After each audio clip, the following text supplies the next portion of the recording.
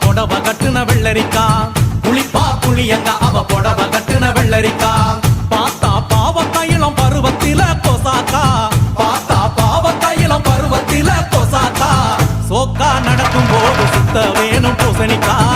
ஆத்தா கண்டெடுத்த அழகான ஜாதிக்கா புளிப்பா புளியங்கா அவ புடவ கட்டுன வெள்ளரிக்கா